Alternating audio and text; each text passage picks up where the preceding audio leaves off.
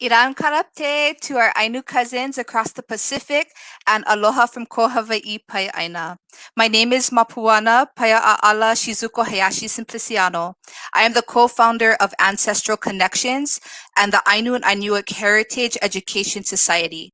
On behalf of these organizations, we would like to thank Japanese American Pilgrimages, or JAP, for partnering with us in this historic 3-part series created by Ainu people and for Ainu people and our allies.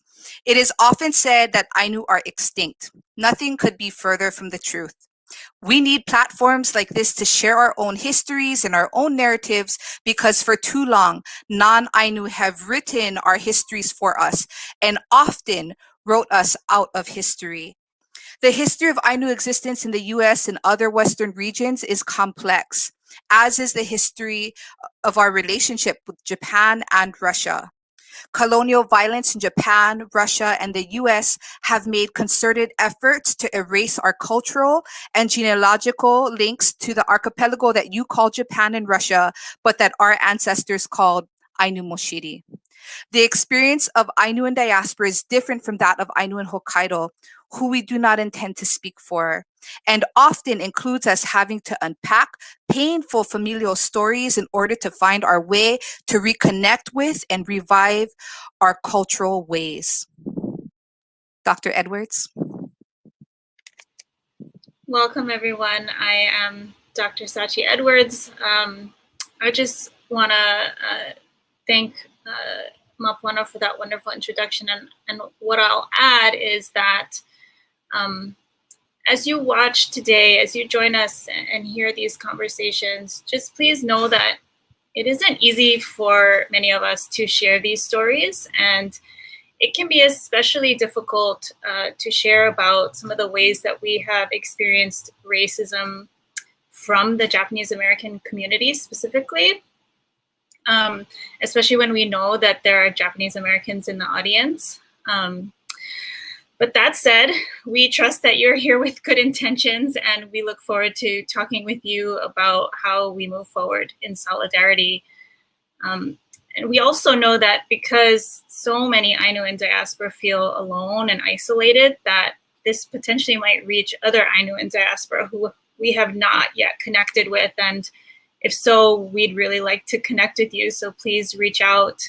We have a Facebook group that we would love to invite you to, and we can help build relationships that way. So thank you very much. Thank you so much, Dr. Edwards. I would now like to invite the other panelists out so that they can introduce themselves to you. I have had such a great time getting to know each and every one of these panelists, and they've quickly become some of my most favorite people in the whole entire world. And so I'm so excited for you to meet them as well.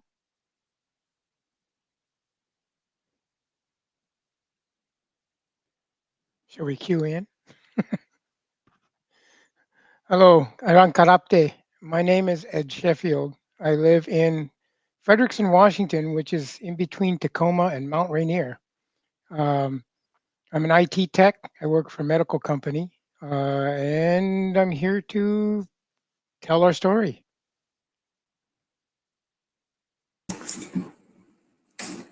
I'm Anna Hasegawa, Anna Sakaizawa Hasegawa. I live in Des Moines, Washington, in a retirement community called Wesley Homes, just south of Seattle. I was incarcerated when I was 14 years old in World War II. And first, after the Assembly Center, we went to Jerome, Arkansas. And when Jerome closed, our family was sent to Amache, Colorado.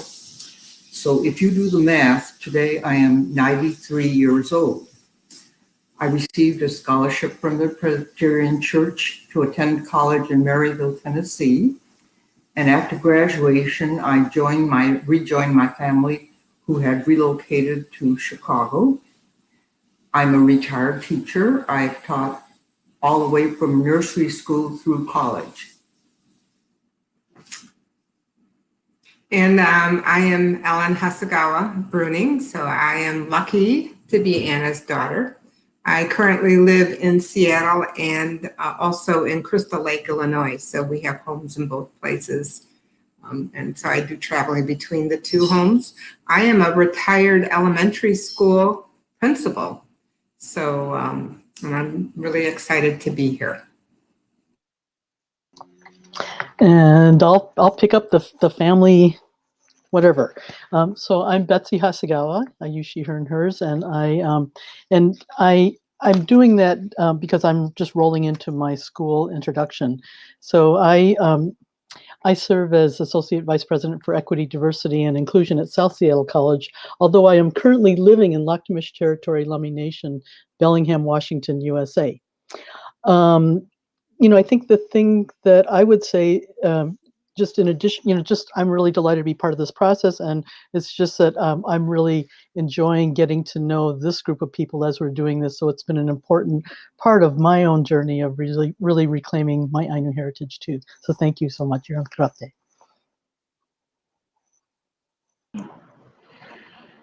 Hi, all. My name is Joanne Okika Shigeko Qinaʻau, and it's an honor to be here with you all. I'm from Eva Beach on the island of Oahu. I'm a clinical psychology PhD student and a yoga teacher as well. And I just want to thank Dr. Hayashi-Simpliciano because I wouldn't have known this community existed without her. And so thank you so much for having us.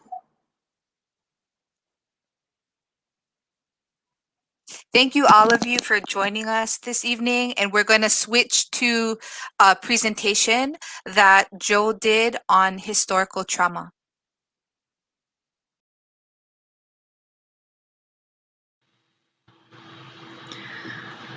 Hi, everyone.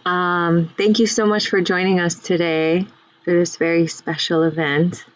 I'm honored to have been invited to speak here, and before I begin, I just want to offer some gratitude and thanks to everyone who organized this event, and also to the indigenous people of Hawaii, which is where I am located, to thank the Aina, to thank the land for hosting us.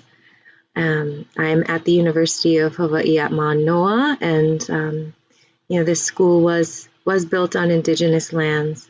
And I just want to take a moment to recognize that before I begin. Okay, so today's talk will be about historical trauma and the Ainu experience. I'm going to try to keep this down to less than 10 minutes. This is not necessarily my area of expertise. It's an area that I've done a lot of reading in.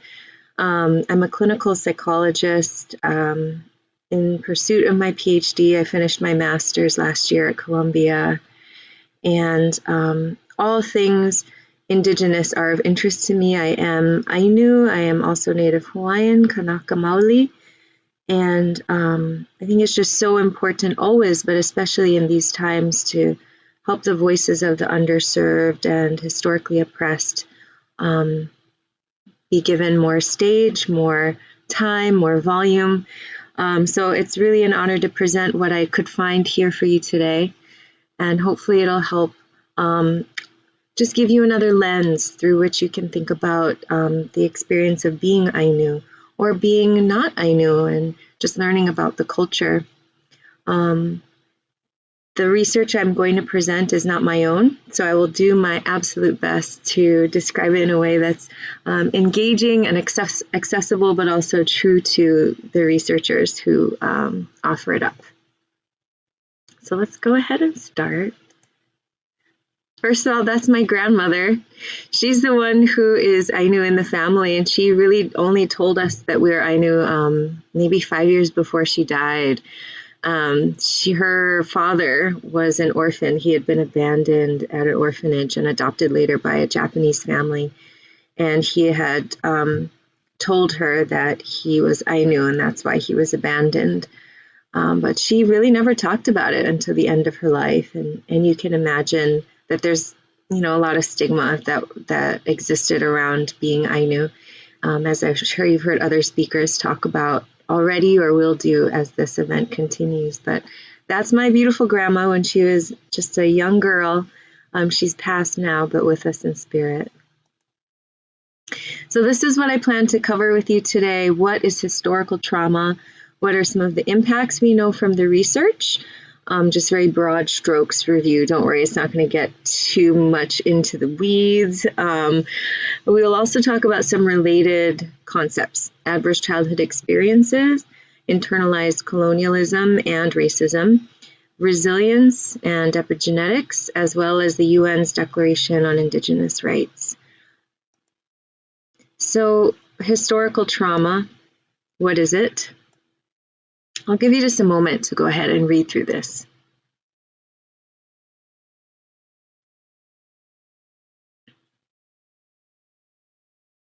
Right, so it's complex trauma in the sense that it's chronic, it happens over a long course of time, and it happens between victims and perpetrators who have a unique relationship.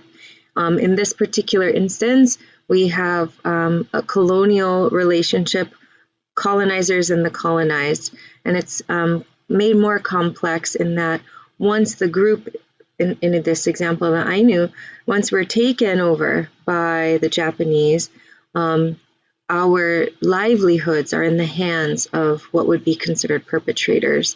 So that's kind of what gives it its complex nature. The term was first kind of used talking about Holocaust survivors. Spitzer, 1973, I believe, was the first to really use the phrase. More recently, however, in the 1990s, Maria Yellowhorse Braveheart and her colleagues at the Takini Network have really started to explore it in terms of the Native American experience. More recently, we've had researchers here in Hawaii talking about historical trauma in the context of post-colonial experience here on our lands. And I see it as being potentially helpful, a helpful lens through which to view how Ainu have experienced oppression and continue to potentially experience negative outcomes, both psychological and physical. And so this is just a very broad strokes view of what historical trauma might lead to for individuals and communities. We see that poor physical health is pretty common, as well as health disparities. In other words, less access to health care, disparities in terms of the quality of health care. We also see that folks who have experienced high rates of historical trauma tend to also have higher rates of adverse childhood experiences. And I'll get to what ACEs are in just the next slide. But you can imagine that if you have a group of folks who have a loss of language, a loss of identity, a loss of that sense of belonging, that it's creates a lot of stress, right? It creates a lot of heartache.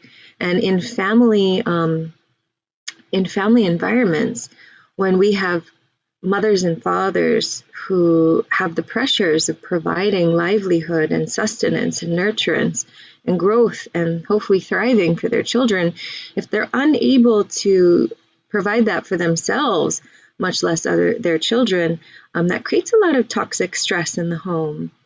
And so when we talk about ACEs, adverse childhood experiences,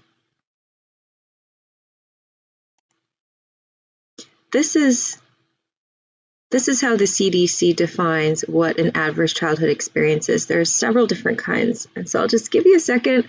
Go ahead and read through it. You don't need to hear my voice reading through the whole slide.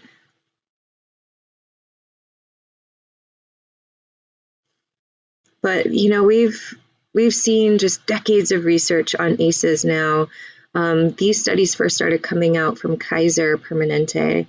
And if you Google Scholar average childhood experiences, you will find hundreds of studies and meta-analyses and literature reviews talking about how each of these different kinds of adverse childhood experiences can affect us in our adult years. So it does have an intergenerational impact as well as an individual impact from childhood to adulthood.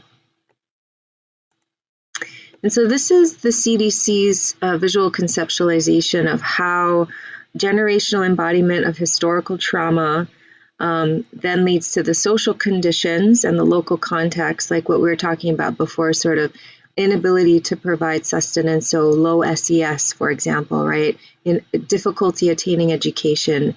You know, when your Indigenous language has been made illegal, right? What does that mean for your attainment capacity?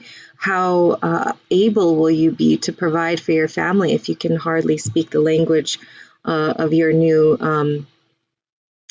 colonizers? So finding a job becomes very difficult, right? You see a lot of poverty in Indigenous communities who have been displaced, from our friends and cousins on the mainland to Alaska Natives to Ainu over in Japan. And so that then leads to what we were talking about before, the toxic stress in the home, right? That's when maybe the child starts getting the physical abuse or the emotional neglect or even the sexual abuse that comes with the stressors involved in the loss of one's cultural identity. And we know that in Hawaii anyway, in the Native Hawaiian community, we have the highest rates of ACEs, every single one of those, except for sexual trauma. We're the second only to the Caucasian group, and it's not a significant difference. So I don't know what the rates are for Ainu. And that's something that maybe if we do this talk again, I could do a little more research and try to figure that out. But I had a really challenging time getting statistics on that. But this, you know, the nature of this presentation is really just to provide you with this kind of a lens and give you some language to talk about what you might be seeing in the Ainu community or what we might be finding as we get more and more researchers out there interested in this topic. I did not add all of the research here. This just very broadly says emotional, cognitive, and behavioral domains are deleteriously affected by adverse childhood experiences. And there's research on sort of neurological mechanisms behind that, issues around self-concept and what that does psychologically. You can imagine what loss of identity and loss of culture could translate to from a psychological and physical health perspective. But it's really beautiful seeing the CDC putting forward this research as well as this visual and positioning adverse childhood experiences as a primary public health concern within the context of historical trauma. That's major. And these are just some related concepts. So there's a growing amount of research around internalized colonialism and internalized racism. Internalized racism is an older term, so there's more research out on it. We know that poor mental and physical health outcomes are very strongly related to internalized racism, as well as anxiety and poor sleep and just a host of very specific symptomologies. Depression in particular was one of the first foci of the researchers who created the term or elaborated on the term internalized colonialism. And they were really looking at the Filipino context and depression and using that as a lens through which they could understand such high rates of depression in the Philippines.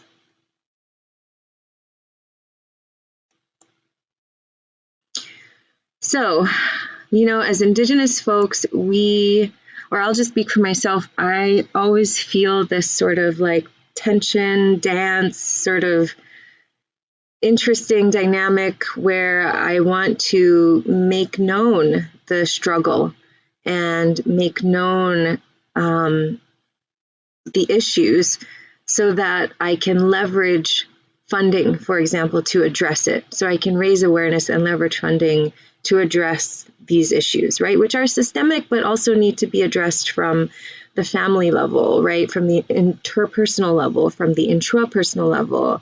I'm a clinical psychologist, so of course I think a lot about what's going on in the mind and the heart and the spirit of the individual, but it's all interconnected. Now that feels like it's very much at odds with the other side of the story, which is what are our strengths? Where are our resiliencies? What makes us stronger because of these hardships?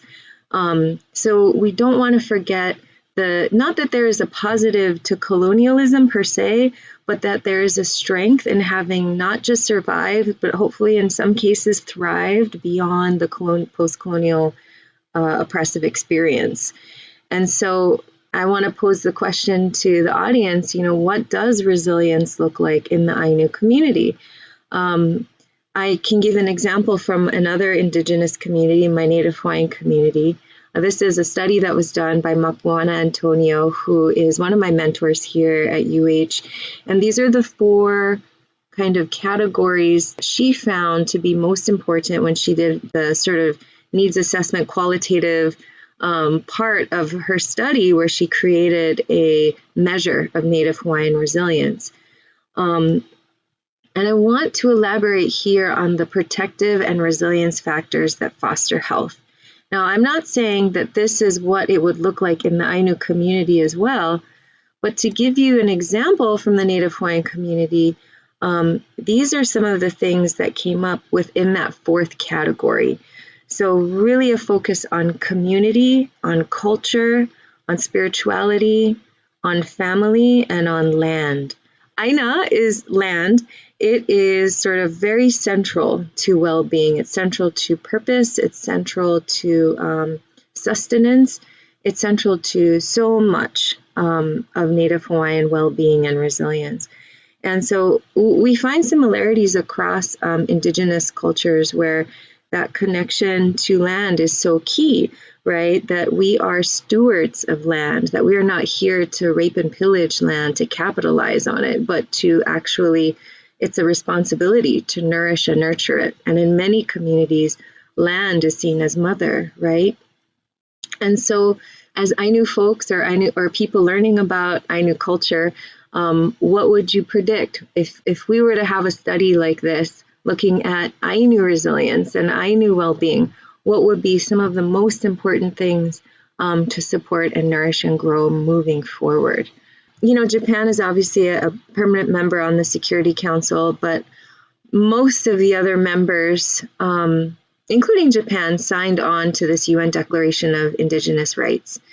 And I think that's another interesting lens to utilize when we're thinking about Ainu culture, perhaps Ainu Renaissance, Ainu well-being as we move forward and connect with one another and build visions for what might be best for the community. You know, the UN may not have a lot of teeth in terms of accountability around that Declaration of Human Rights, but that it is there and that countries signed on to it does give some hope. And hopefully we can use that in America and Japan and elsewhere to remind leaders of the international importance placed on Indigenous human rights. So thank you so much for your time and your presence, and hopefully for your reflections. A little on the nose metaphor there. This is a lake from one of my spiritual centers in Canada. It's an ashram where I've done some study and where one of my mentors lives. But hopefully that's given you some food for thought and some comfort of heart. Sometimes being able to put words to experiences can be very empowering and validating. And so I hope some of that came through today. Thank you so much. And yeah, I look forward to speaking with you folks live.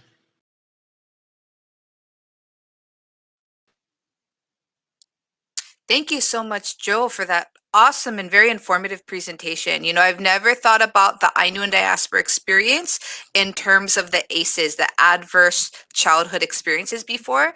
Joe and I actually share very similar history, and that our grandparents come from, as well as Dr. Edwards, that our grandparents come from the Hawaii plantation culture. So that's something that definitely, since hearing Joe's presentation, that I am thinking about. So we're going to transition now into our panel. The advantage of having a live stream is that we get to interact with the audience. So as you're hearing us talk and you have any questions, go ahead and type those questions into the chat box and we'll get to them. Dr. Edwards?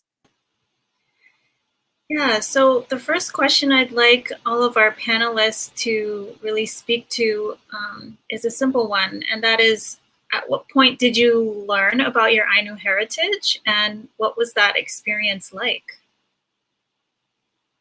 Let me start. Hello, I learned kind of around early 1970s. I had started high school and had met my first mixed Japanese American friends. And it brought the question to me, why didn't I look like my Japanese American friends? So I approached my parents and I asked them, why don't I look very Japanese? And my mom, this is the hardest part, started tearing up. And she explained to me that I was, in her words, a Japanese Indian. I had no idea what a Japanese Indian was. And she started telling me stories about how she had been treated when she was a child growing up in Japan. And it wasn't until around 2013 or 2014 when I was doing internet. Of course, back in the 70s, we didn't have internet. And I Google searched Japanese Indian, and the picture popped up of Ainus, and I connected to the pictures right away. So I understood then why my appearance is the way it is. My grandfather from Hokkaido, near the area of Sapporo, and my grandmother in northern Honshu, near Hokkaido. So I found out my grandfather was Ainu, which of course then made my mother Ainu, and that makes me Ainu. And it was, for me, it was not so much of a, it was more of a experience after I found out what the Ainus were. Up until then, I just knew Japanese Indians and the stories of how my mom felt kind of ostracized as a child, growing up not looking or appearing like other Japanese. And that was the hardest part for me, was when she told me, and she immediately broke into tears and explained to me that this was a family secret and I wasn't to tell anybody. But I did tell my brother because he saw pictures of my grandfather and wondered, hey, grandfather looks like us. And I pointed to my brother and I said, no, we look like grandfather. And so at that time, I still didn't know we were Ainu. I just knew we were Japanese Indians. And I told my brother, mom told me before she passed away that we were Japanese Indians. And he passed away a couple years after that. So he never got to know that he was Ainu. But I did explain it to my nephews that they were both Ainu as well.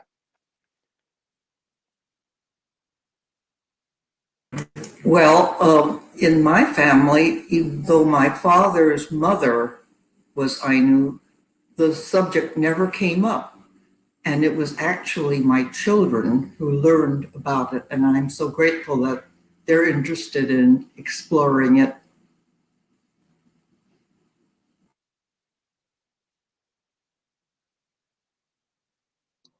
Okay, I guess that's the cue for me to talk.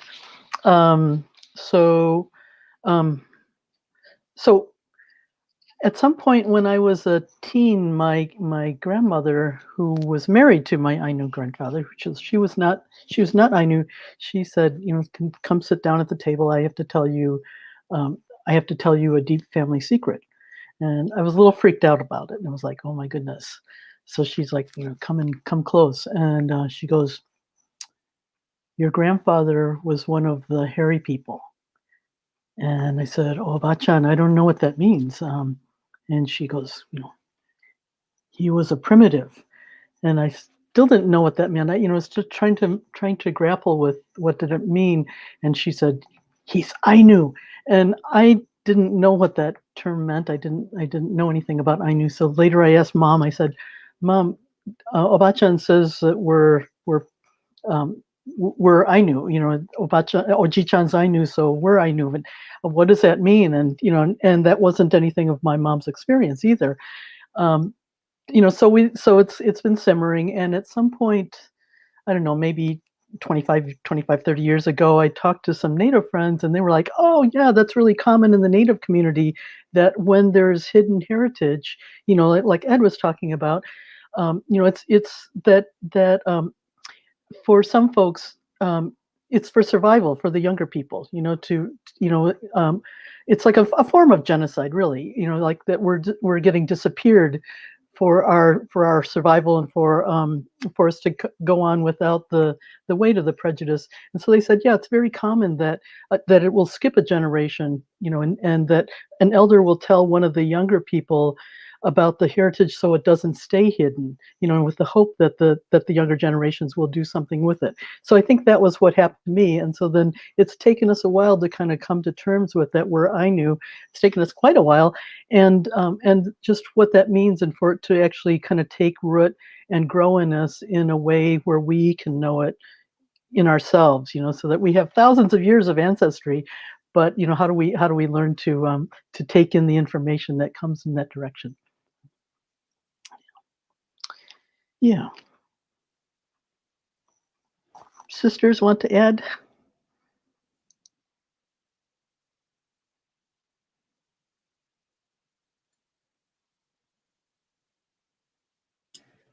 Yeah, I'll just add to that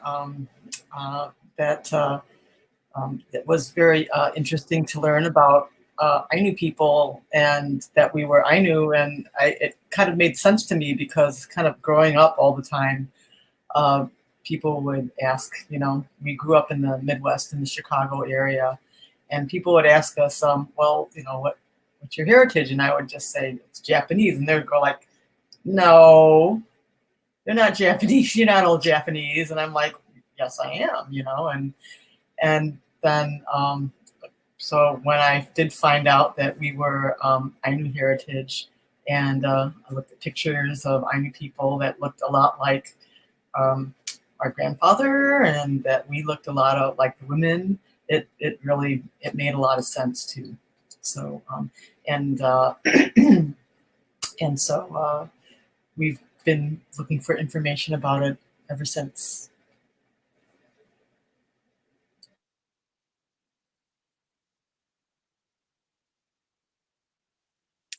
Joe, would you like to share?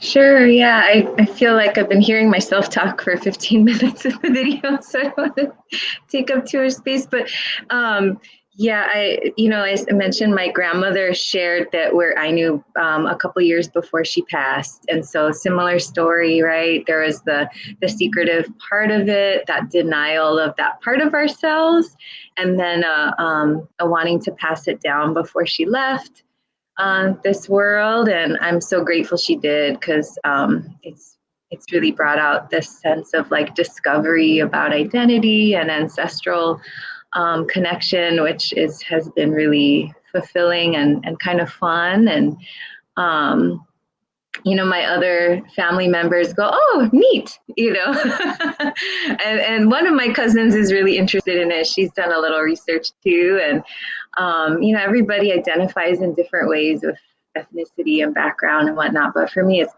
been really rich to be able to discover it. So.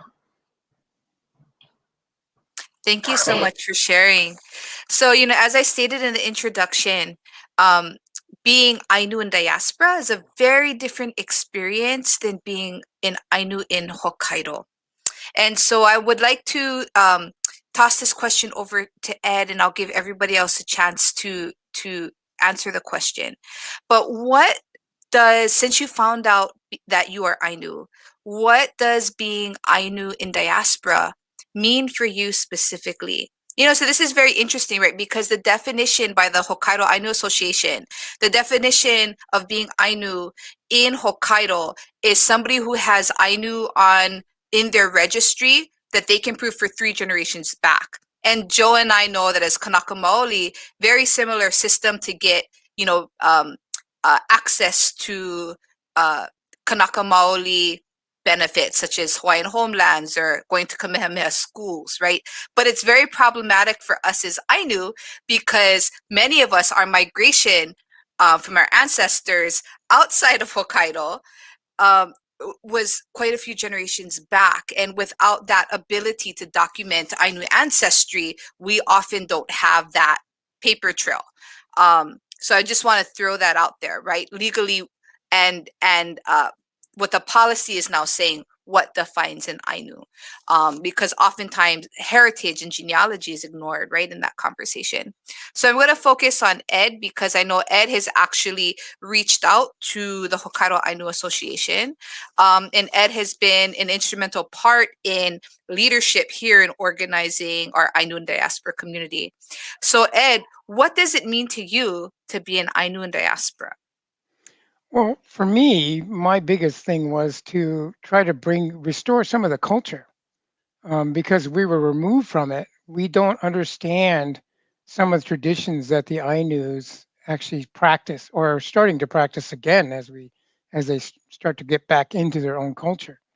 So we're not exposed to the language, we're not exposed to the traditions, we're not exposed to um, their other cultural experiences. They're, even though we may feel some of the same things they do, like our connection to the land, um, we don't know exactly how they go about doing the things that they do. So for me, I wanted to try to kind of restore some of those cultures so that even in diaspora, we can try to practice those cultures as well. So we can reconnect with the Ainu communities in Hokkaido and Japan. So for me, it was instrumental to let's restore the language, let's restore the culture, let's restore all the practices that the Ainu share, and even their modern day experiences. I'd love to be able to experience more of their Ainu experiences in modern day Japan. What's it like to be Ainu was instrumental for me in reaching out and trying to find Mapuana. That's how we found. We connected immediately when we met on Facebook in an Ainu website or on one of the Ainu pages. And then Mapuano, she went a different direction and more the direction where I think we need to go, where we need to start to connect with other Ainu in diaspora, where we need to help connect with the Ainus in Hokkaido and Japan and share some of that cultural experience. Even though we're not connected to them because we're not there, we are connected to them spiritually. We are connected to them because we are Ainu. And we just want to connect better with them. Thank you so much. And I'm going to ask that same question to the Hasegawa family. Um, so since finding out that you're Ainu, what does it mean for you to now learn that you're an Ainu in diaspora? Go ahead. Oh, well, I wanted to first say thank you, Ed, for your comments. For me, what it has meant is looking at my parents' life and having a different understanding of what they have gone through. My father was he fled from Japan as a young man, obviously because of the Ainu stigma. And also the country was becoming more militaristic and he was a pacifist. So, and through a Methodist minister, he was helped to come to America where a family took him over and helped get an education at the University of Southern California, where he became a Methodist minister and actually taught at the seminary there for a couple of years. But all through his life, he has never stayed very long at any one job, even though he was highly educated and capable.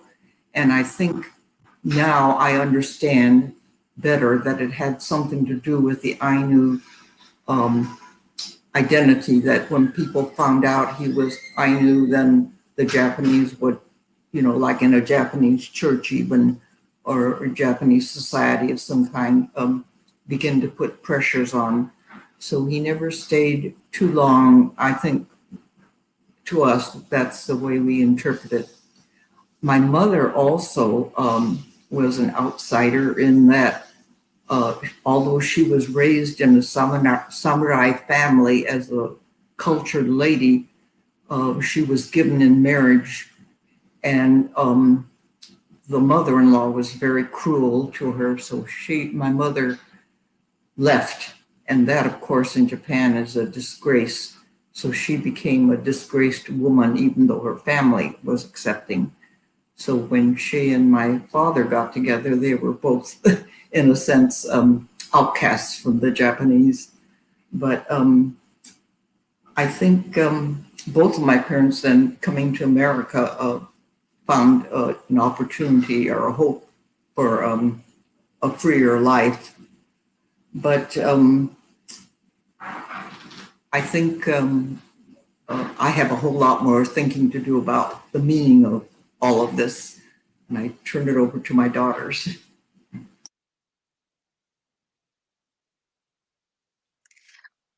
We really appreciate your comments, Anna, and we definitely respect you as a huchi or matriarch of our Ainu and diaspora community. We really appreciate you sharing this history. It's so important.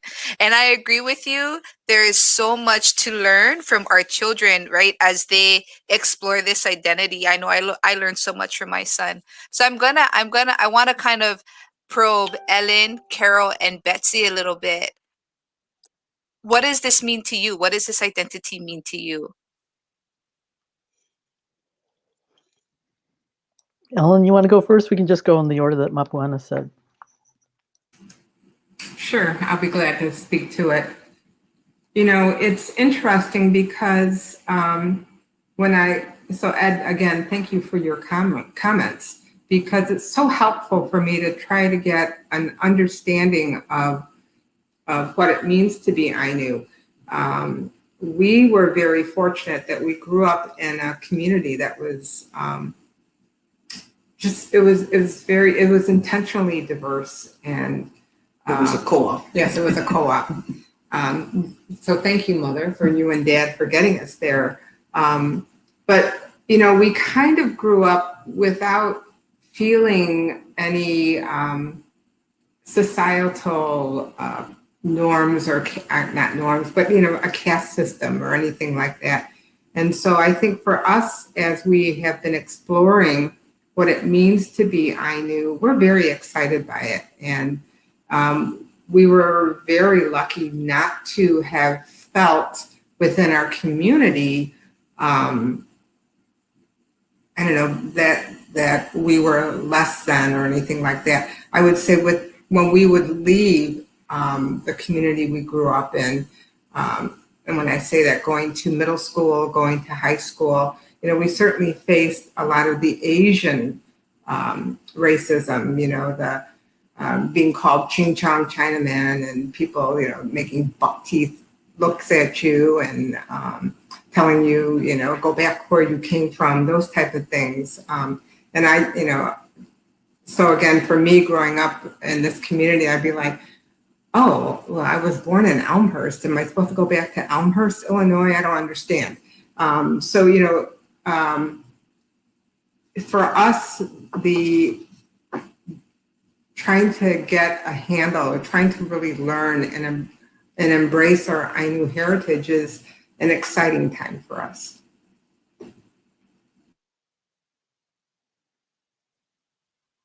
Thank you so much.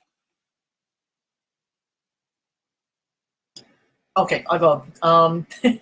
So I remember, I don't know when Betsy, when you started exploring being Ainu, maybe that was in the late 80s, early 90s or something like that. I don't quite remember when that was. And around that time, I was working for a nonprofit organization in Seattle called People of Color Against AIDS Network. And it was a coalition of all these communities of color working to educate the community about AIDS. And so it brought me into not only close working with the Asian community, but also the tribes that were also doing the same kind of work.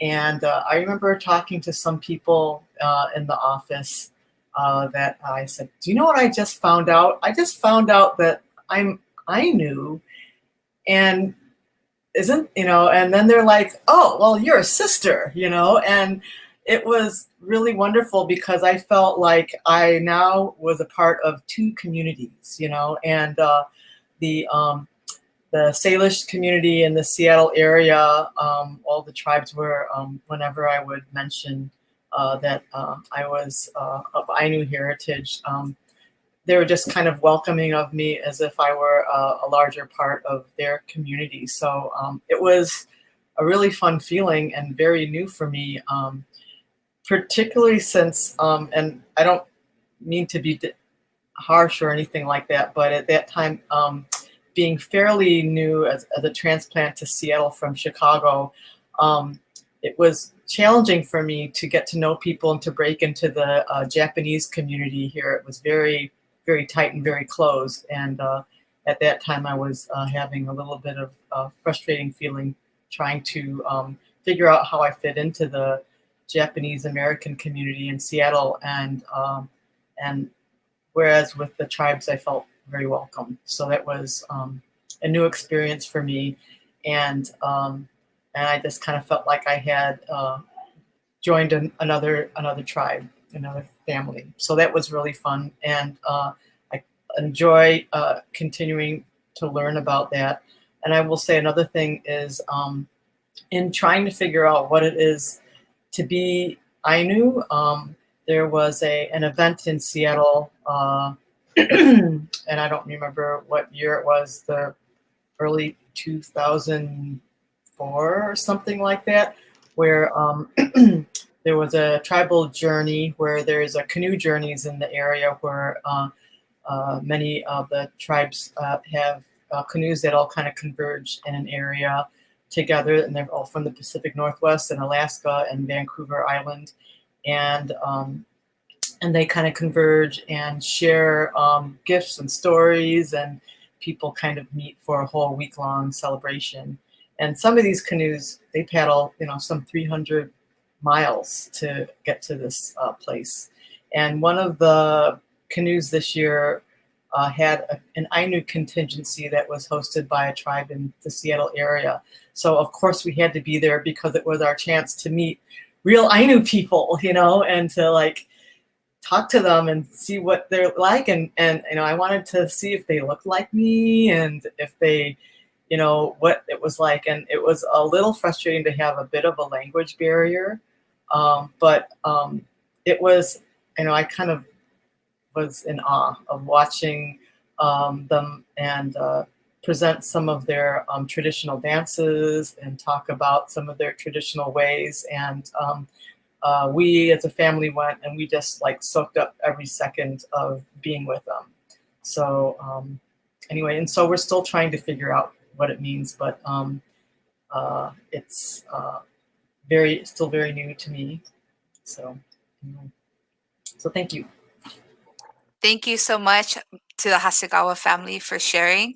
So the term Ainu and diaspora is something that I wrote about, but really it is a young author named Tara Duffin who came up with the term, who started writing about this term. And so I wrote about it in a more academic way because people just weren't talking about us. I was like, yes, brilliant. That sounds like what our community is. And so that term is a new term for all of us, and we're redefining our Ainu-ness and reclaiming it for ourselves. And it's so interesting, I find, that Ellen talked about experiencing East Asian racism, but at the same time, Carol talks about trying to move into this hierarchy within the Japanese community. And I heard kind of the same thing from Ed as well about how he, it was disclosed, his Ainu-ness was disclosed to him because he didn't look Japanese. And certainly for myself, that was one of the factors in which my family, how we ended up having that conversation with myself between my dad and my grandfather. So I wanna bring it back to Joe, because Joe and I, interesting, we're raised literally blocks away from each other, never knew each other existed at all until very recently when a friend connected us. But we were literally raised blocks from each other, little itty bitty plantation town. But because of Hawaii's plantation era, we were inundated with Japanese people and the Japanese narrative. Also, what I find is a lot of Ainu and diaspora are mixed with Native Americans, the indigenous people of the land that they've settled on, or in interracial marriages, which for the JA community still to this day is a little bit of a taboo. There's still a little bit of a pedigree going on. And our families tend to have gravitated towards that a little bit more, I think, possibly because we were excluded. So for Joe, you're somebody that is has Ainu heritage as well as Kanaka Maoli heritage, you know, mixed race young woman growing up in Hawaii, melting pot of the world, and then now you're learning that you're in Ainu and diaspora. What does this identity mean for you?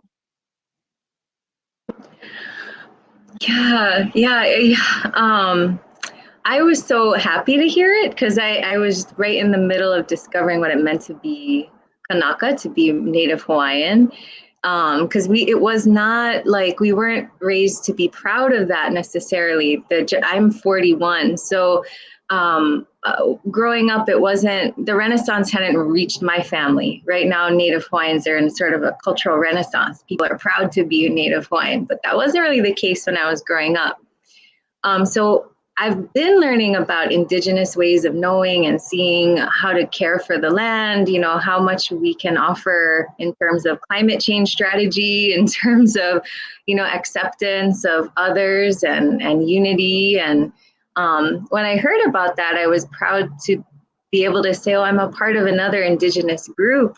Even if I don't look super Ainu or even look that Native Hawaiian, I'm very mixed race, total mixed pot like so many other people in Hawaii, but I was very proud to hear about it and I wanted to learn more.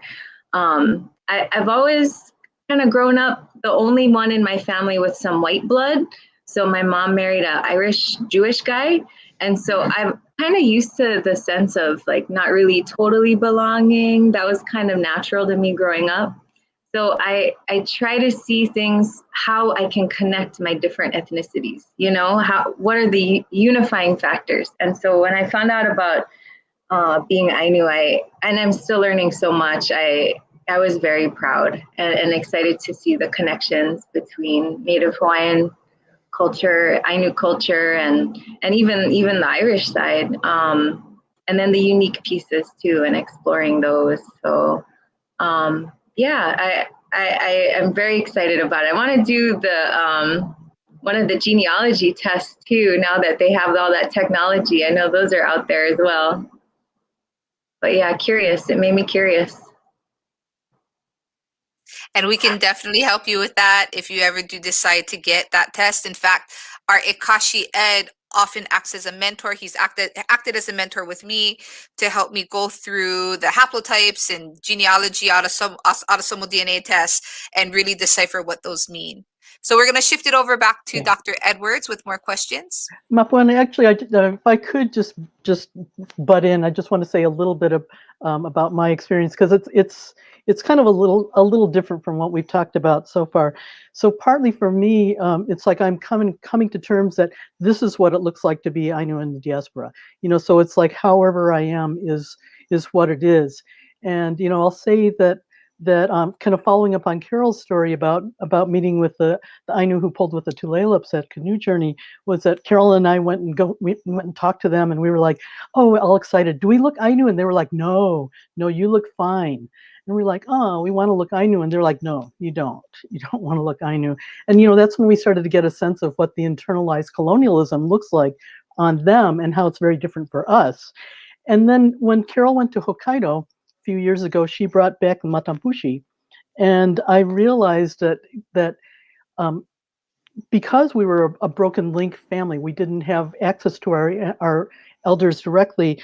I would have to, if we wanted to reclaim our heritage, we'd have to move towards it. We'd have to make a decision to move towards it. So following the lead of a Jewish friend who said, I don't want to pass as a Gentile, a white Gentile. So he was wearing his yarmulke, his kippah, every day to remind himself and to signal to others that he was Jewish. I made a decision to wear Matampushi every day, even if I didn't feel like it, even knowing that it's probably more like regalia. And in Japan, they probably wouldn't wear it every day. But for me, I do wear it every day, even if I don't feel like it, because to me, it's a celebration. If I can show up and hold my Ainu-ness every day, that's a celebration. It's a cause for celebration for me. So it is both regalia and every day. So every day that I am Ainu, it's a good thing. Thank you. Thank you so much for sharing that. Yeah, that's beautiful. So, you know, some of you, I was planning to ask about your relationship with the Japanese American community, but some of you have already shared about that. But I guess a follow-up question to that would be, what do you think that the Japanese American community can do to be allies, right? Like, some of you have shared that it has been sometimes hard to feel integrated to the Japanese American community. Many of us have stories, myself included, about our grandparents or our elders feeling racism from the Japanese American community specifically, and that's part of the reason why they chose not to tell anyone for such a long time. And so if we, moving forward, are trying to, you know, claim this and embrace it more, what do you think that our, you know, cousins in the Japanese American community can do to make that easier for us living here, you know, coexisting here in the spaces that we are?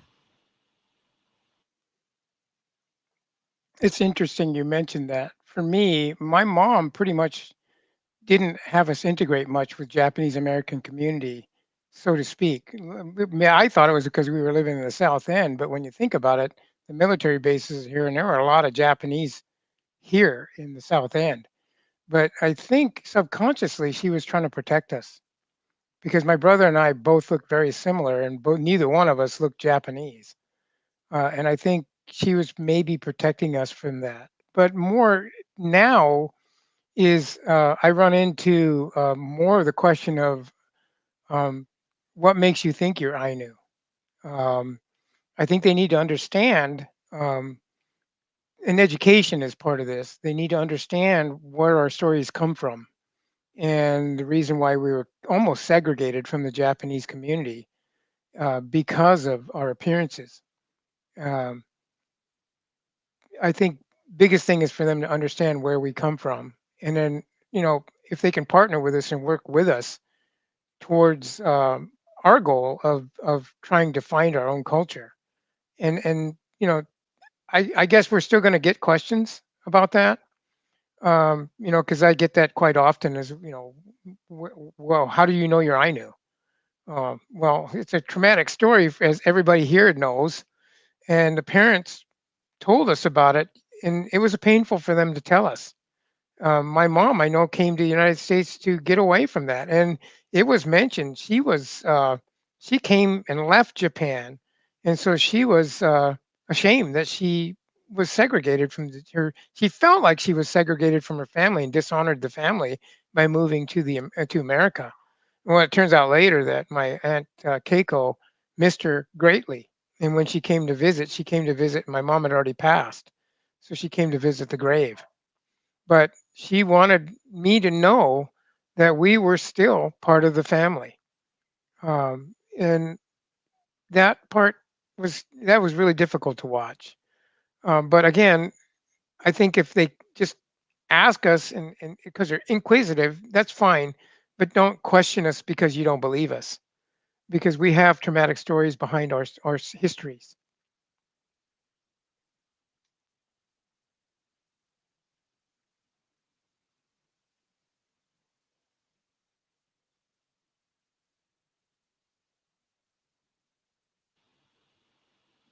Would anyone else like to share an opinion on that?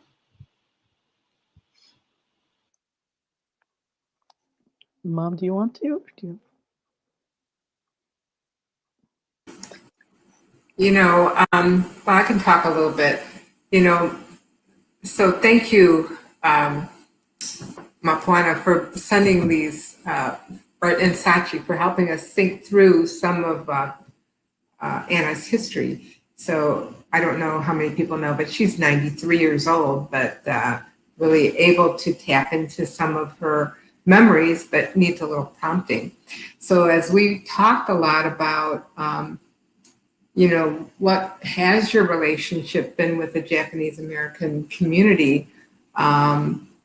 Mainly growing up, you said it was because your father was a Methodist minister, and also because he was an administrator and a teacher in Japanese language schools. So their experiences were through my Ainu grandfather, which is kind of interesting. but they did not live in a Japanese American community. I don't know if that was intentional. You know, for my mom, for Anna, I think, you know, she was a kid. She just didn't really know what was going on. So I think our relationship with the Japanese American community has been at best sporadic. You know, so we talk about growing up in York Center Co-op, which was a wonderful place to grow up. And there were a lot of Japanese families. I can't remember, I want to say maybe out of 76 families, there were maybe 10 Japanese families that lived there. But it wasn't like, you know, we all congregated together and did things. We did things with many people.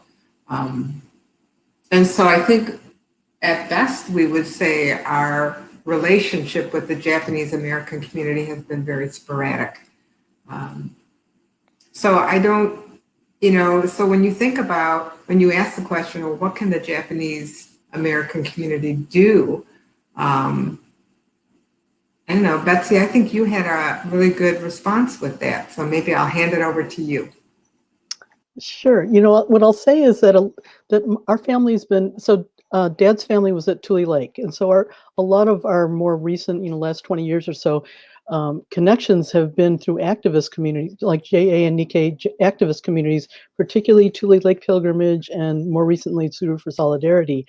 And I'll say that we've been, as a family, we've been really well supported. I'm gonna call out Stan Shikuma because he's just been awesome. Like ever since he found out we were Ainu, he sends us all these emails about Ainu stuff. He always brings an Ainu song for us to sing on the bus on the pilgrimage on the way to Tule Lake. So Stan's been incredible, and also Jan Yoshiwara and Mike Ishii, who've been also part of both Suda for all three of them have been part of both Tule Lake Pilgrimage and Suda for Solidarity. So they have all really encouraged us and acted as if, you know, even when we were uncertain and like, oh, are we really, or are we appropriating our own culture and all that, they were like, no, go for it. You have to go for it. You know, and so, you know, I think that certainty, that outside certainty from our community has been so helpful for us, even in the places where we felt a little uncertain and doubt.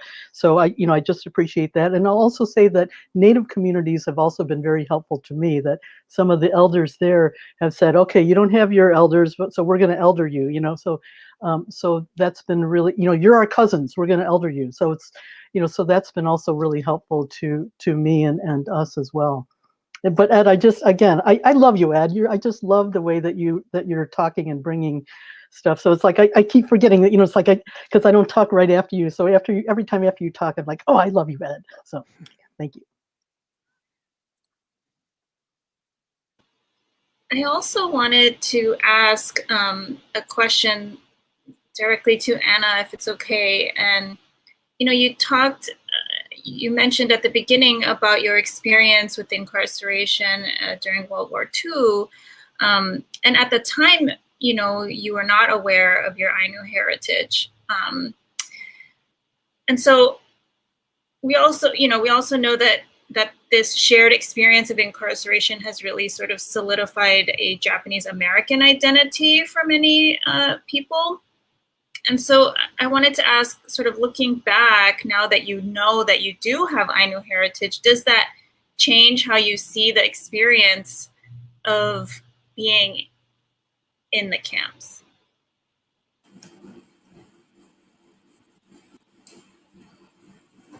So we were talking about, has it changed your experience, your thoughts about your experience of being in the camp, finding out your Ainu?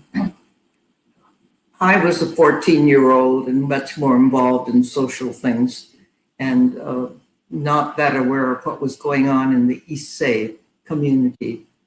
There may have been tensions that I was completely unaware of, but I would have to confess that I just wasn't aware. But I also would say, as we talked about it, so for my grandfather, you know, his mother was Ainu and his father was Japanese. And then for my grandmother, you know, she was raised as a lady. So I'm thinking within the Japanese American community in the incarceration camps, they could maneuver differently. But would it be difficult for my grandfather, and then his children to identify as being Ainu? I would imagine it would be very difficult, because you're in this, tight community. I mean, literally very tight community. And you're also dealing with not just, a caste system, but also about, loyalty. And so there's so many simmering tensions going on that to add that piece in, I would bet for my grandfather, and especially for my grandmother, trying to take care of her children, that would be a very difficult thing to say, hey, by the way, and that would not come up. Thank you for sharing about that. Mapuna, I believe you have some final questions. Thank you. Sorry, I'm getting teary-eyed just hearing that. Yeah. I'll just interject, take off my moderator hat and put on my Ainu hat, and just say, because we have a question from the audience that wanted to know, Dr. Edwards and my own experience with being Ainu, and we'll get into more of the question and answers, more towards the end. So please, if you have questions as we're talking, please keep them coming.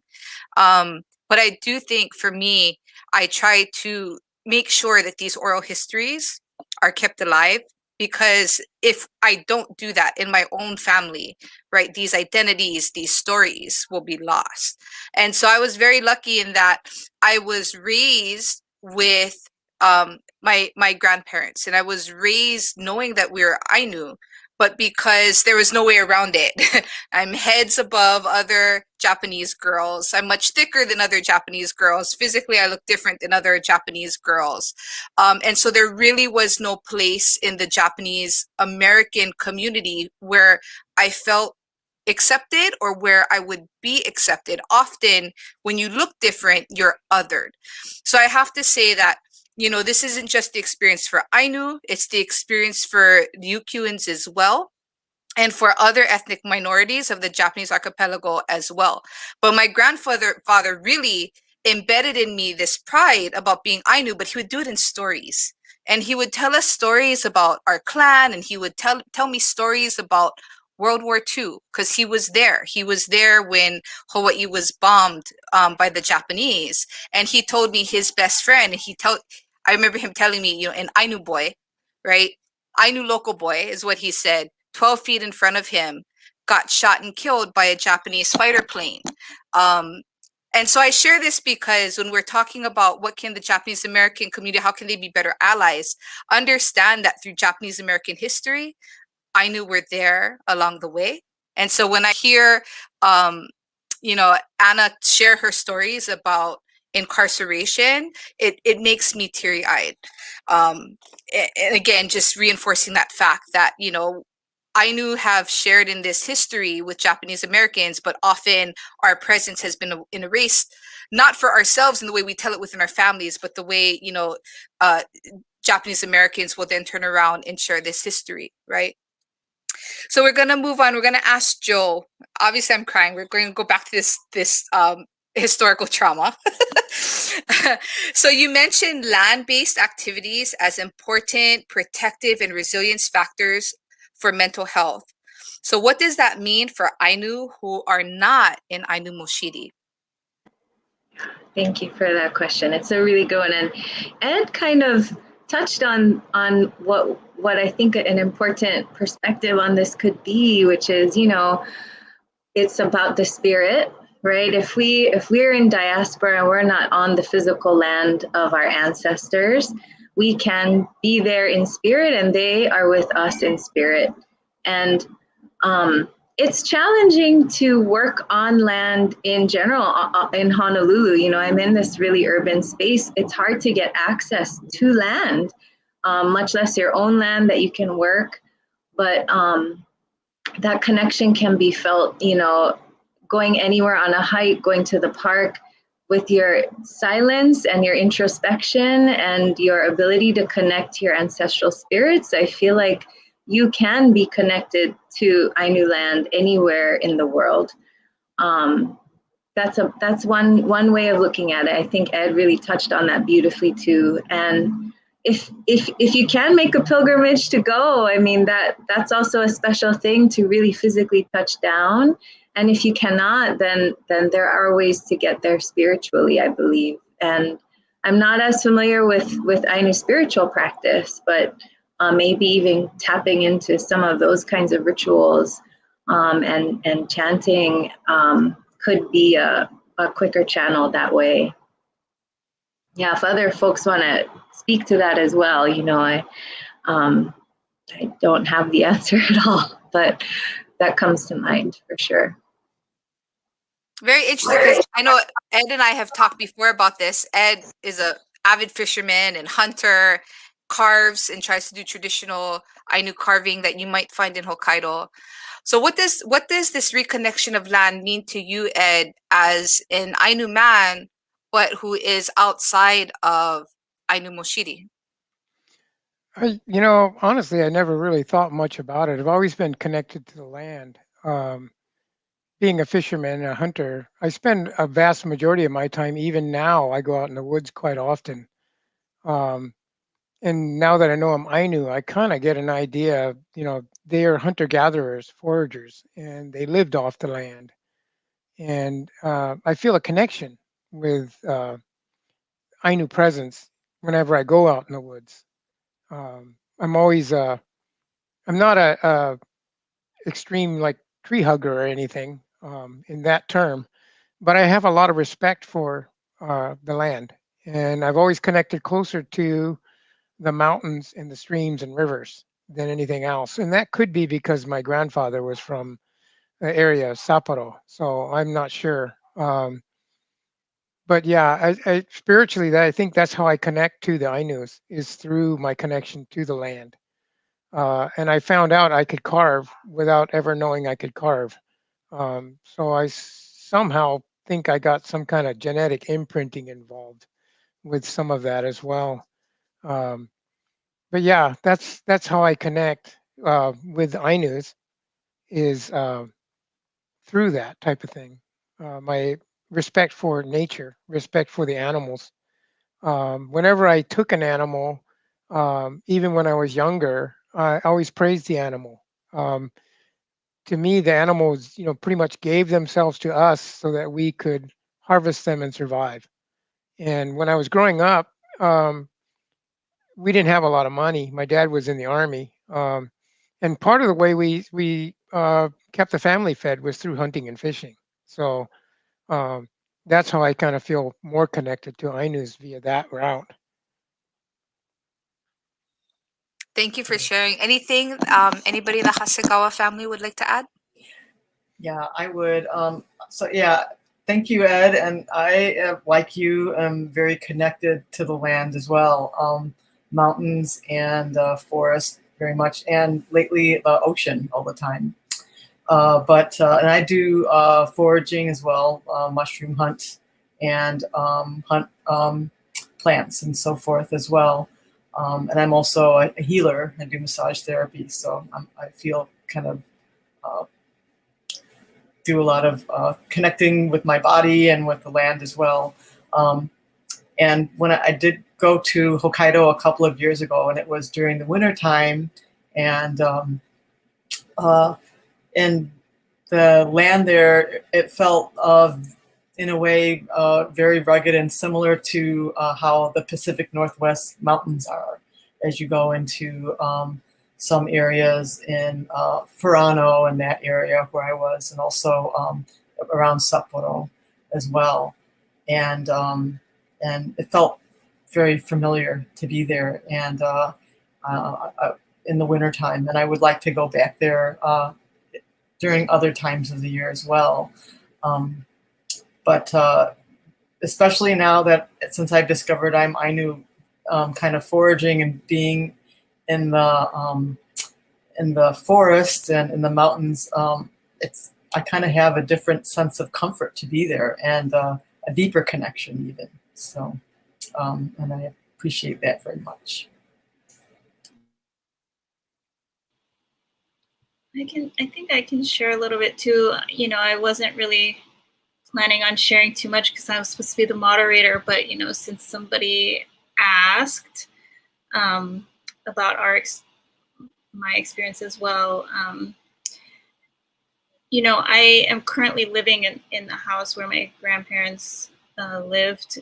You know, I lived with here in this house as a child with them as well for several years.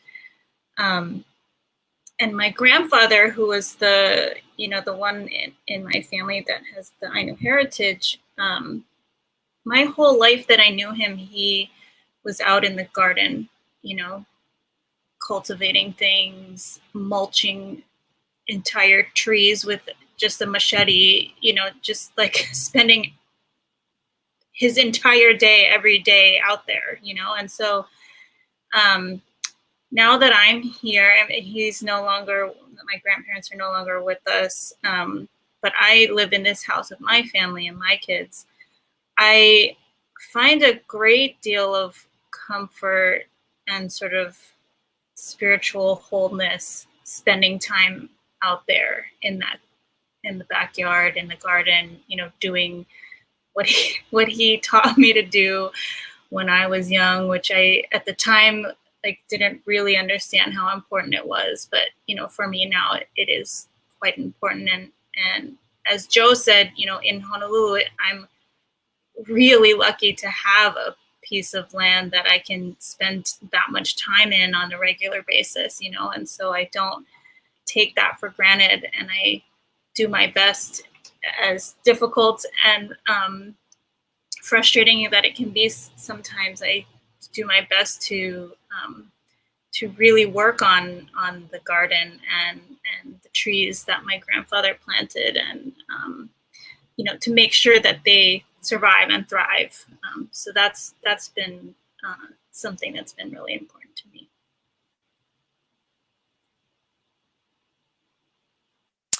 We're going to address the audience questions, but before we do, we're going to have one more technical question for Joe about historical trauma, because I think it sets the overtone of some of the answers that we're going to give for the audience question.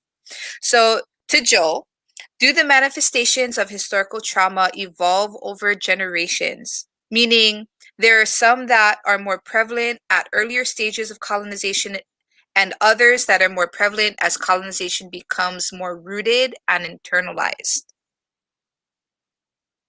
Yeah, you know, I don't know of that many studies that looked at different generations in the same family over time. But I've read bits and pieces about hypotheses about that. And I think that learning so much from hearing all the panelists speak today, you know, it sounds like there's this pattern where there's some shame in a generation, and then maybe there's some migration away from the shame, or some kind of like a movement away from a group like a family or neighborhood, and then silence about it. And I do know that generally, not for everyone, but generally, if we identify strongly with the trauma and it's central to how we identify ourselves, it can be more difficult to address some of the internalized shame or some of the traumatic or depressive or anxious kind of things that could come out of that experience. So I could see how there'd be some real benefit to maybe hiding it for a generation, like folks were saying, already alluding to here, like give them a chance to like run free without that burden in a sense, and then rediscover that aspect of themselves later. At the same time, what you lose from that is that connection to maybe some of the rituals or the stories. So there's like a give and take, I think, that comes with that silence that everyone kind of spoke to, that pattern over different generations. And in the way that, you know, experience of trauma can be passed down over generations, so can our experience of resilience. So if we have developed tools, like internal tools and coping mechanisms and ways to feed our flourishing, that can be passed down genetically too. The carving that Ed talked about, maybe an ability to have a little tougher skin when we feel like things are getting tough. Those things can be passed down too. And so I can't give a definitive answer to that, but that's my guess. Yeah. Thank you for sharing. I love how Ed uses the term imprinting. I remind myself of that whenever I want to go and have a nice, nice picnic at the beach, but my boys are right there at the water with my husband. They want to fish, and I'm there left alone, right, with the food.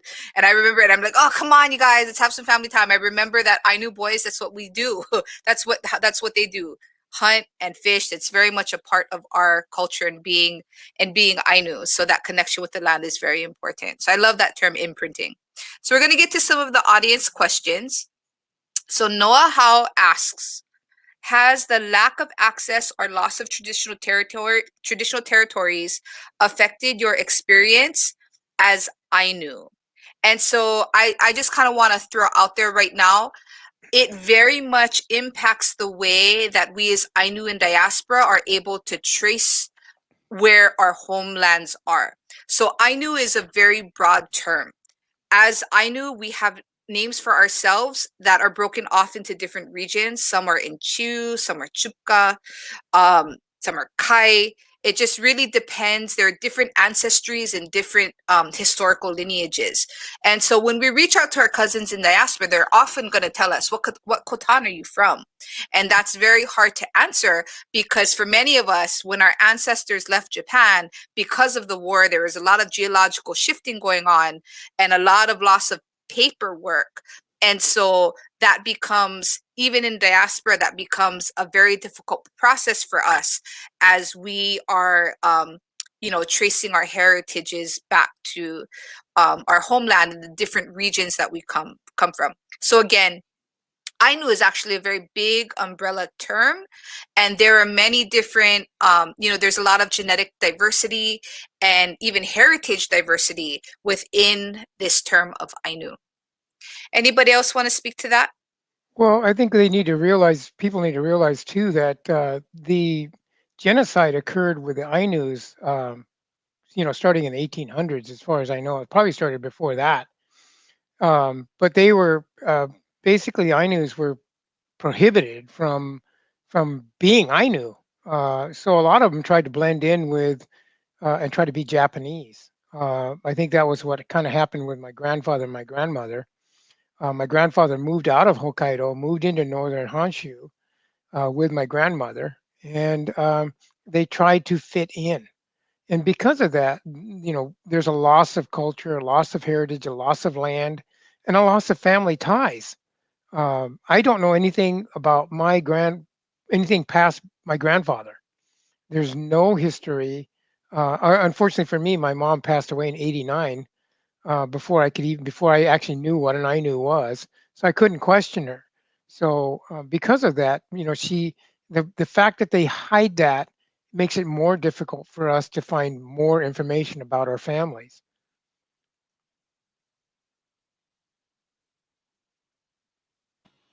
Does anybody want to add anything else to that? Going to the next question, Samo Abdallah asks, have you ever experienced fetishization for being Ainu? As somebody that is helping to be an administrator of our social media page for the Ainu and INUIC Heritage Education Society, I have to say that we have people that want to join because they've seen Ainu on Golden Kamui, or they've seen Ainu in anime. And so if that's the way, because a lot of times we battle erasure, right? We battle people either thinking that we're completely extinct or that we just don't exist at all. And so if you're learning about Ainu and you want to be an ally with us as diaspora. It's important, I think, to that we're not a costume. And a lot of times, I've had people try to join the page or want to interact with our community, but it's as if, this is a culture that they can put on as a costume and take off when they don't want to be Ainu. And so, like Joe's presentation today, one of the reasons that I think we're all kind of going public and talking is because we want people to understand that, being Ainu in Hokkaido is one thing. Being Ainu in diaspora is a whole different genealogy of experiences, historical shame, historical trauma, but that we are now reclaiming and understanding there's nothing wrong with being Ainu. We're very proud of who we are. We're very proud of the resiliency of our ancestors and the fact that this heritage and these stories have been kept alive by our family. So it's nothing that we put on and take off, as a whim. So that's just one of my thoughts. Anybody else have anything that they'd like to say?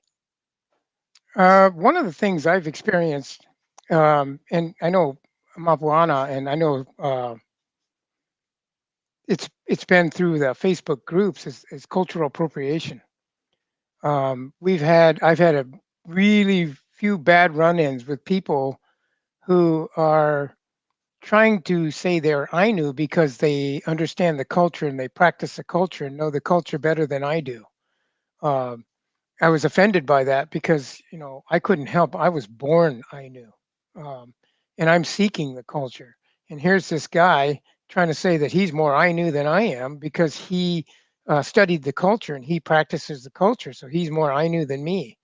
It's offensive. So that's another thing we need to look at too, is how often we're belittled because we were separated from it, and yet there's people that think they studied it and that makes them Ainu.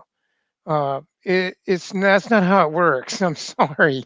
Our families lived through the trauma of being Ainu, and we live with that trauma as well.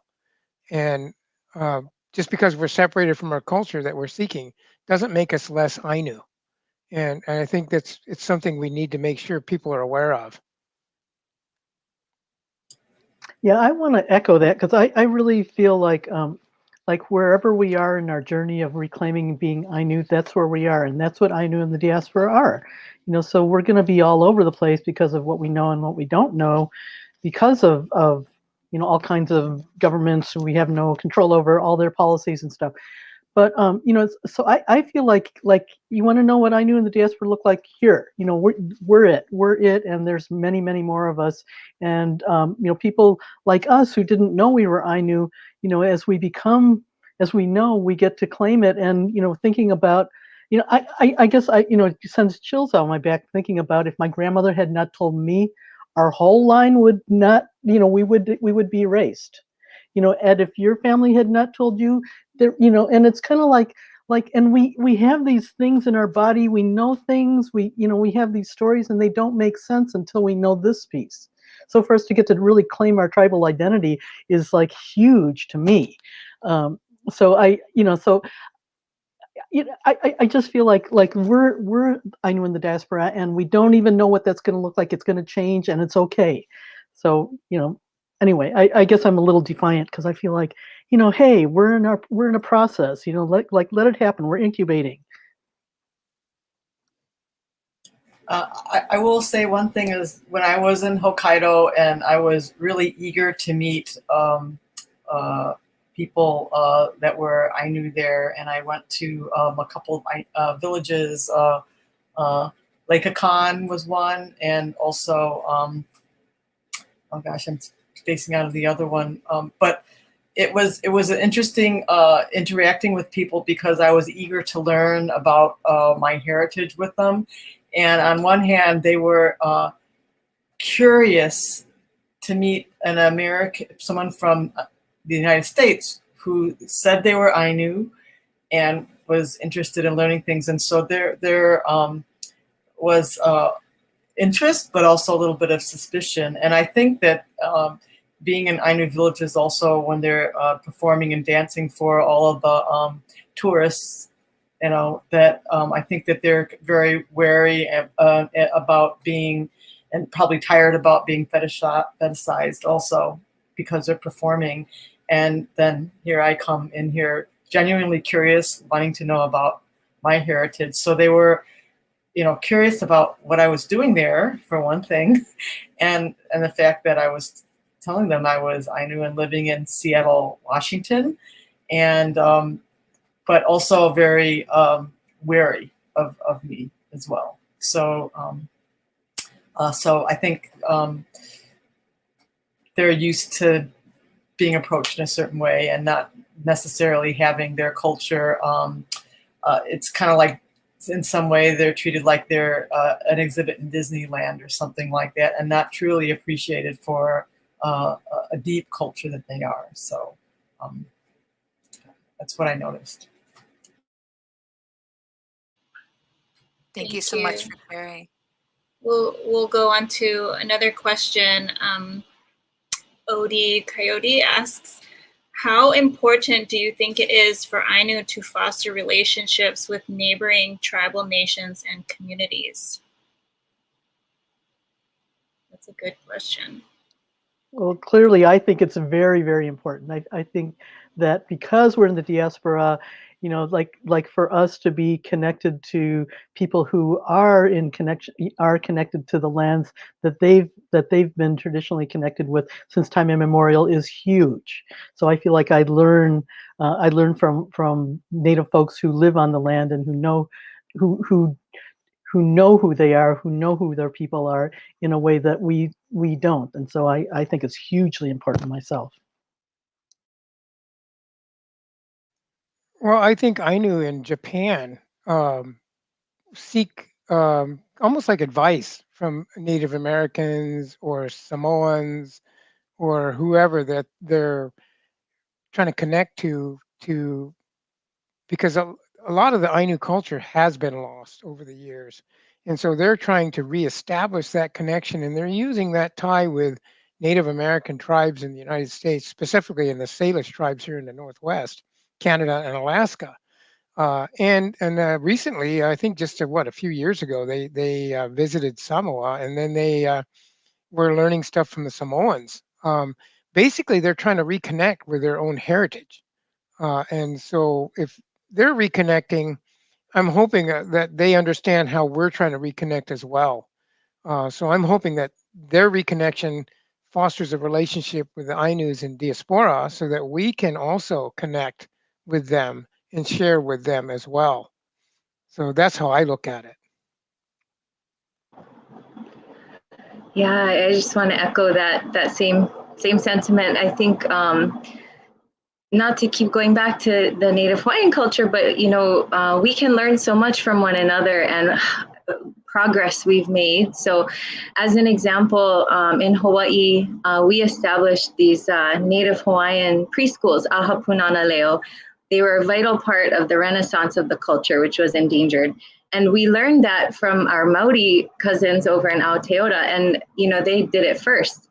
And to take a hint from them, to see and observe what they've done to revitalize, it was critical to the revitalization of culture here. And so I wonder if there are other lessons to learn on a systemic level too, you know, how to advocate, how to get funding, how to establish a preschool like that, or, you know, we never know. So it's those connections, those special connections to other folks who are like-minded, and I think it can be really powerful. I would also like to add, you know, just talking about the Kanaka Maoli Ainu experience, that, you know, in Hawaiian newspapers, right, it talks about, you know, the name for Japanese is Kepani. So in Hawaiian, they really didn't distinguish between Ryukyuan people or people of Ainu heritage. They just used the term Kepani, meaning Japanese nationals, people the boat came from the Japanese archipelago to come here and work as plantation laborers, right? And this is a system that was built and modeled off of American slavery that you see in plantations in the southern parts of the United States, right? And in our families, it was really with the Hawaiian people that a lot of times our families found freedom. So this isn't the case for people of straight Japanese heritage, that when they tried to run from the plantation, the oppression of the plantation, the starvation, people were whipped, there was physical punishment on laborers, they often ran to Kanaka Maoli communities. Our recent ancestors that came here spoke the Hawaiian language because that was the language of this land, right? This was the Hawaiian kingdom, and we had these descendants of these plantation owners that illegally overthrew the Hawaiian government. And so I go into this because, it is my hope that Ainu and diaspora, that we really complicate this conversation about Asian settlerism, Asian settler colonialism. On the continent where, our cousins, Ed and the Hasegawa family are at, they're dealing a lot with Asian hate, right? And so Ainu are absorbed into that because people see us as East Asians. They don't know that we've been oppressed even within this group of East Asians, Japanese Americans. They don't know that, right? So we're under attack with Asian hate. On the other hand, people like Joe and I, we are absorbed into the Japanese American umbrella in the Hawaii context. And often, we benefit from Asian settler colonialism, whether we like it or not. So I think that people like Sachi, Joe, and I, we're really trying to come out and talk about our Ainu experiences to complicate this idea of Asian settlerism, right? That, there are people that might have Aboriginal heritage and have lived under this umbrella term of Japanese. What responsibility then do we have? Because we know it happened to our ancestors.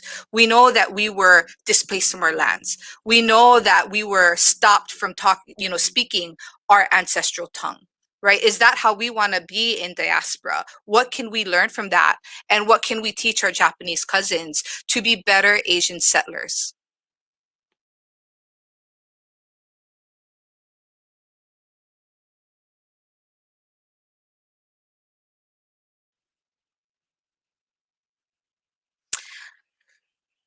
Okay, I just said a mouthful.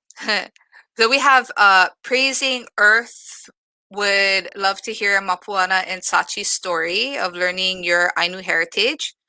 So for me, I was raised knowing that I was Ainu. My grandfather often used the word chupka, and that is more of the northern Hokkaido Kuril region. They'll often use that word.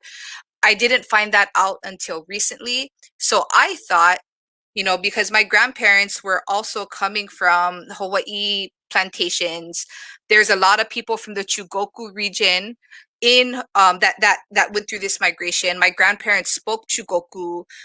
I never knew the difference between Ainu or Japanese. I just thought it was, it's another thing. And then when my son was born, and just a couple years ago, he's 8 now. When my son was born, I realized that I had a responsibility when he was born to document our Ainu heritage on his birth certificate. For some reason, during that whole pregnancy, I very much felt that my father, who had passed away, I very much felt very anchored to him and wanted my son to know this heritage and this lineage. And so, I was raised with stories of our clan and stories about the killer whale. And so when my son was born, we live in Hawaii, and in the ocean outside of my home, at the time I lived in Makaha, there was a pod of killer whale that surfaced. And so for me, that was my connection with kamui, or the spirits, right? What the Ainu call this divine essence. That for me, that was my ancestors calling me back to my lineage. And that was, at that point, nobody could tell me that I wasn't Ainu. Nobody could tell me that my son wasn't going to be Ainu. And we subsequently fought. And my son is the first documented Ainu in the state of Hawaii. And from then on, I wanted to do everything that I could to make sure that Ainu had a platform. I was raised where the elders, the Japanese elders, would talk story. We'd go everywhere with my grandparents, and we could be in front of a supermarket, and he would see somebody else. They would talk about the boys that were interned, or the boys that died at war, or just, you know, their histories together, playing golf. And they would point out, my grandfather would point out who was Ainu and who wasn't to me. But as I grew up, like I said, Joe and I were in the same town. Everybody was just under this umbrella term of being Japanese or being Asian or being Filipino or being Hawaiian or just being local. So it all became, you know, very mixed up, right? So I wanted to make sure in recent years, having had that experience where I felt inside me, my truth was, you know what? I knew I'm connecting with my ancestors. I want to make sure that my children have this chance to connect with their ancestors. For me, it was important to document these stories, and that kind of drives the work that I do today.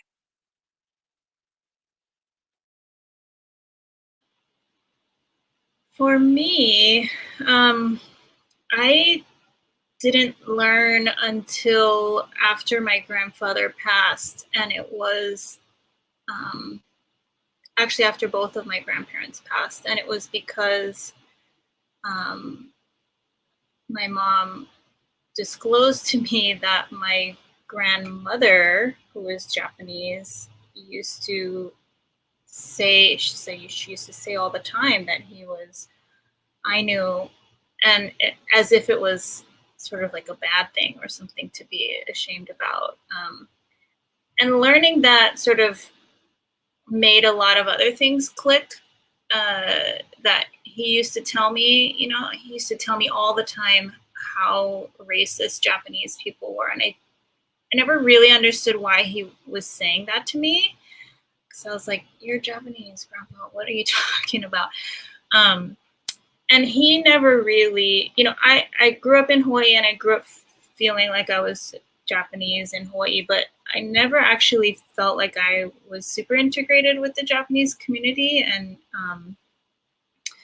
again, that's like, okay, well, maybe that was part of it, you know?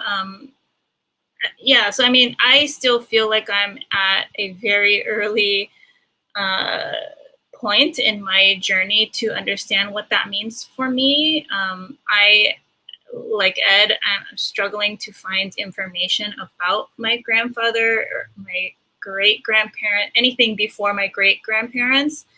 My great-grandparents were the ones that came to Hawaii to work on the plantations. And yeah, so for me, I'm still on that path, but as Betsy said, you know, this is the experience of those of us who are in diaspora, and it's different from the experience of being Ainu in Hokkaido, and we're, you know, I'm certainly not trying to claim that I have that experience, because I don't. You know, but that's what this experience is, that it's confusion and it's sadness over, you know, someone that we love so deeply, and now finding out that there's a whole side of them that we didn't really know, and how can we know them better, and how can we honor their lives and what they were not able to be when they were alive, now that we know, what responsibility do we have? Yeah, so that's the quick summary of my experience. I appreciate you sharing. That's a treat for us. We just thought we'd be quiet moderators. Yeah. So Thomas M. Kurihara I'm going to assume, with the passing of Issei Kibei and Elder Nisei, the attitudes towards Ainu may have changed. Any observations?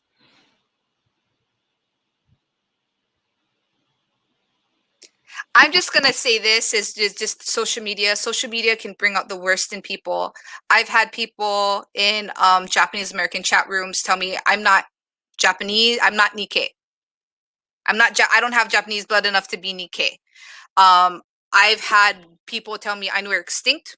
I've had people tell me that Ainu are mixed race anyway, practically Japanese anyway. Stop saying I'm Ainu. I mean, these are people that don't even know me in these chat rooms. So I'm kind of going to go out on the limb and say, yes, I think that there are the people that are open-minded and that they're excited to learn about their Ainu, or they have Ainu heritage in their family, or they accept diversity. But I still think that there are some voices within the Japanese American community that have this idea in their head about what being Japanese is. And so one of the reasons why we want to have these conversations, or at least I do, is to recognize that Japan is actually a very diverse place. It has a deep, deep, deep Aboriginal history.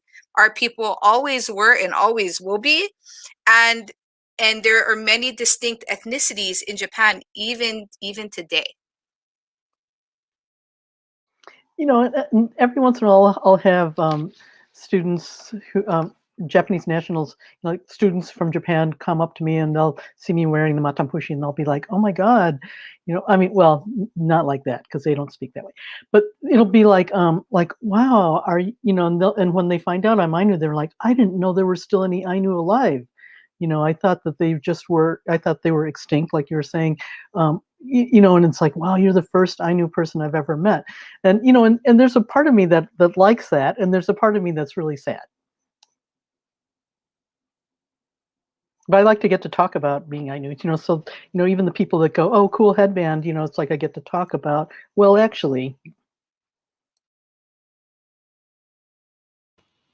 I think another thing that is important to note about, current observations about Ainu is that we also, as Ed sort of alluded to earlier, there's a great deal of appropriation that goes on, and there's a desire among some folks to claim indigenous knowledge that they don't necessarily have. And so we feel like we have to we have to be very careful and thoughtful and intentional about the way that we go about attempting to reclaim our Ainu heritage, because we don't want to claim that we have access to all of the same experiences and knowledge that the Ainu in Hokkaido do. And we don't want to, in being Ainu ourselves and into finding our Ainu-ness, we don't want to sort of speak over the Ainu in Hokkaido, right? And so I know that there have been experiences within the group where we have had to kind of call out some folks for sort of stepping over boundaries in a certain way. And so I think that there are still, as Mapuna said, there are still sort of negative or ignorant attitudes about Ainu people. But then there are also some like overzealous folks who really cross the line of appropriation in a way that's harmful to Ainu in Hokkaido, and we certainly don't want to do that. I just kind of have to share a feeling of the whole confusion that we all feel in trying to reclaim being Ainu. I have a matambushi that I brought with me, intending to put it on for this presentation. And I put it on, and I looked at myself in the mirror, and I felt like an imposter, you know what I mean? And I was like, oh, wait, I shouldn't wear this. And I decided not to wear it. But now I'm kind of like, I should wear it, but that's the whole confusion about like, I'm Ainu, but, trying to figure out about what it's like to claim being Ainu, and does it feel okay, or does it feel, and at some point, it does feel a little bit scary to step out and claim it, visibly, like the way my sister Betsy's doing, or the way that Dr. Hayashi is doing it too with her tattoo as well. So anyway, it's part of what it's like being the diaspora, right? Is that we're out here just trying to figure it out. Thank you so much, Carol, for sharing that and that, being very, very transparent. And again, these are some of the complexities of being diaspora. And, I would even go as far as to liken it to, when an African American meet somebody that is born in Nigeria or born in Senegal, right? There's things that have been passed down to the generations, like how Ed said, that we have this imprinting or these stories and these things that we've inherited, but there are definitely things of the culture that we just have not we have not been exposed to, and so that's always that challenge of being diaspora. So I appreciate you sharing that, Carol. And I just want to share a quick story of one of the reasons why I wear in our dialect, we call it the Anchipiri. In Hokkaido Ainu, they'll call it a sinue.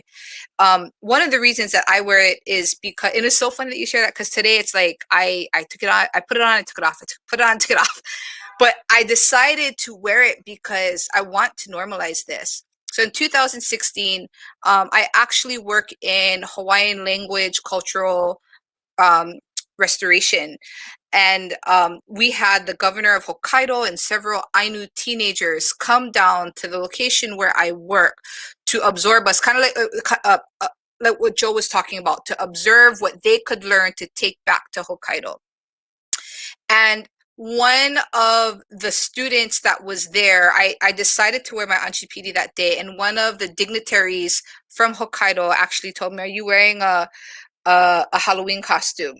And then I responded to him and I said, "No, this is my ancestors reminding you that we're still here," right? One of the students that day is actually working very hard right now to perpetuate Ainu language and culture. And I recognized, talking with her and her family, that it was important for them to see me as an Ainu woman with an anchipiri on in a position of leadership. And so I've had to recognize for myself, it's super hard, but I don't necessarily do this for me. I do this to normalize it for others. But I do feel good. I'll be honest with you. This is where I feel the most beautiful. This is where I feel the most connected with my ancestors. And so, and on some sense, I do it it is selfish in that it brings me spiritual wholeness when I do wear my anchipiri, but I do it for the reason of normalizing this, right? I want people to not look at this and go, "Ooh, that's ugly," or "Ooh, that's off-putting." I want to normalize it so people understand this is a part of who we are as Ainu women. And unfortunately, I do paint this on, and I put it on and I can take it off. But because the process of tattooing was annihilated in Japan, right? It's illegal in Japan. I think maybe even just like months ago, they just made it so it's to have a tattoo is not illegal. Somebody has to do some research on that, but it's definitely something that is looked at through the Japanese lens as being taboo. That comes from this history of anti-Aboriginality that the Japanese had in looking at Ainu women, right? And so I try to just, even though sometimes I struggle just as Carol does or just as Betsy does, right? Should I not? For me, I want my sons to see this and for it to be normal for them. And so that's one of the reasons why ultimately I do it. I'm just going to quickly run through some questions. So Samo Abdallah asks, do you think about Japan profiting off of Ainu culture? On our third show on May 21st, we're going to be addressing that with Ainu in Hokkaido. So save that question for then. You can actually ask Ainu activists who are born and raised living in Hokkaido right now. And same person asks, will we be doing more events? And suggest doing maybe a historical trivia night. And so we will be doing more events. So next week, we're going to be getting into a whole other panel of Ainu artists. And after that, the following Friday, we're going to be doing another panel talking to Ainu activists in Hokkaido. Yeah. So with that, does anybody have anything else that they'd like to add? I just want to thank especially Anna for sharing your story and for hanging in with us for this time. I just really appreciate hearing from you and everybody else as well.